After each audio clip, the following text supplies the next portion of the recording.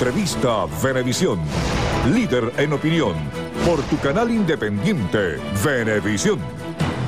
Amigos, hoy nos acompaña en entrevista Venevisión José Alfredo Ureña. Él es diputado ante la Asamblea Nacional por el PSUV, miembro de la Comisión Permanente de Finanzas y Desarrollo Económico de la Asamblea Nacional. Bienvenido, diputado. Muy buenos días a todos los queridos usuarios de Venevisión por esta oportunidad. Bueno, el tema económico en el tapete, lo vamos a conversar, pero en primer lugar queríamos pulsar su opinión en relación con los resultados de la primaria de la Mesa de la Unidad que recientemente se celebraron el pasado domingo. Bueno, han habido diferentes adjetivos que le han dado a esa primaria. Unos dicen que es un descalabro electoral, otros dicen que fue una repartición de cargos. Yo digo que definitivamente fue una farsa y fue una estafa para los seguidores de la oposición. ¿Por qué lo considera de esa manera? Porque ellos fueron a primaria solamente para 42 diputados, son 167, o sea, el 25%. El otro 75% fue por la dedocracia.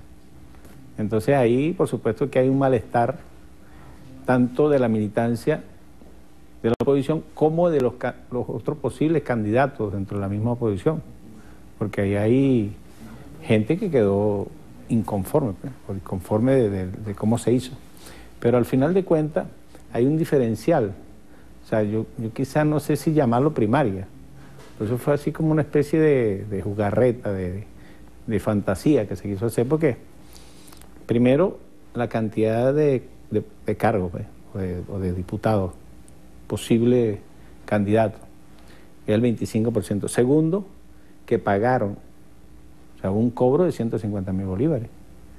Y eso demuestra entonces que quien tenga un valor social, que tenga un ascenso sobre su gente en algún lugar del país, tuvo que, como decimos en criollo, bajarse de la mula. Entonces, ya por ahí la cosa empieza mal. Porque al final, ¿a quién va a defender ese diputado? Si sale diputado a la Asamblea Nacional, si sale electo. Va a defender esos intereses de quien lo financió, esos intereses de los grandes pudientes, que fueron los que le financiaron para que él se pudiera inscribir. Entonces, deja mucho que pensar toda esta situación. Y el otro elemento que yo quería comentar sobre esto es que alguna gente de la oposición se dedica a despotricar del poder electoral que representa el Consejo Nacional Electoral. Y cómo tú puedes decir no creo en el Consejo Electoral, pero lo llamo para que me ayude en las primarias. O sea, ahí hay una cuestión que no cuadra, pues. Si yo no tengo confianza en una institución, no le puedo decir que venga a ayudar para un evento que es importante, por lo menos para el país, que quiénes van a ser los posibles candidatos a la Asamblea Nacional. Porque es un foro, el foro más importante en política del país, la Asamblea Nacional. Y si ya tú lo empiezas a manejar de esa manera y empiezas a querer decir que la institucionalidad no funciona, entonces no está siendo acorde, porque entonces no lo llames para que te ayude a hacer unas supuestas primarias. Entonces hay muchos detalles que la gente se dio cuenta, además de que no hubo mucha participación. La participación fue muy escuálida. Se habla del 7.3% de participación. Las aspiraciones de ellos eran que participaran 300.000 personas y ayer... Bueno, 300.000 es muy poquito. Ayer anunciaron que eran 600.000. Ahora, el Partido Socialista Unido de Venezuela está también de cara a unas elecciones internas el próximo 28 de junio. ¿Cuáles son las expectativas? ¿Cuál es la diferencia? Nosotros, en el país hay 87 circuitos electorales. Nosotros llevamos todos los circuitos electorales a consulta de las bases, las unidades de batalla Chávez, Hugo Chávez. Y la otra cosa importante que nosotros hicimos es que no se le cobró a nadie. Entonces, ¿cuál es la gran diferencia? Bueno, que en todo el país saben, desde todos los rincones del país, hay una postura y una propuesta desde las bases. Entonces, ahí hay una diferencia fundamental, que es la totalidad, pero además de todos los rincones del país. Segundo, no se le cobró a nadie para preinscribirse. Eso quiere decir que hay una legitimidad desde la base del pueblo, que cualquier líder social, cualquiera que tenga ascendencia sobre una comunidad, sobre un municipio, sobre un sector, él pudo postularse como candidato. Pero además garantizamos, se hizo una metodología muy importante porque se garantizó la participación de jóvenes, en un 50%, y de mujeres.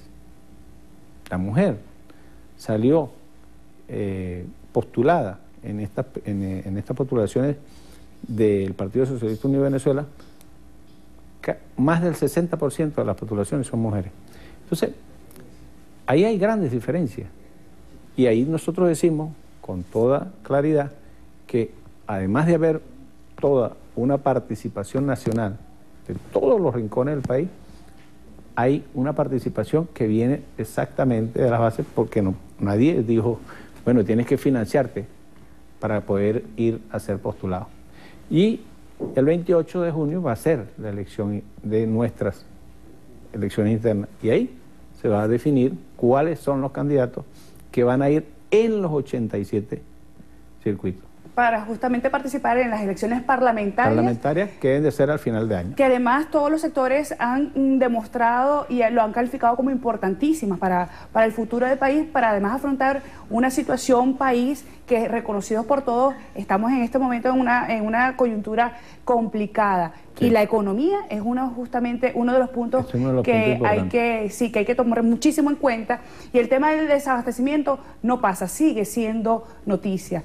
Sí. ¿Cómo están en estos momentos afilando las estrategias para combatir, por ejemplo, el tema del contrabando, el tema del bachaqueo, el tema del acaparamiento? Las colas todavía continúan y se han convertido, además, diputados, en un centro de comercio informal. O sea, en las colas podemos conseguir la gente que está haciendo su cola porque necesita de los productos, pero también conseguimos a gente que hace la cola solo por vender el puesto y hace la cola también para obtener los recursos y después revenderlos. Sí.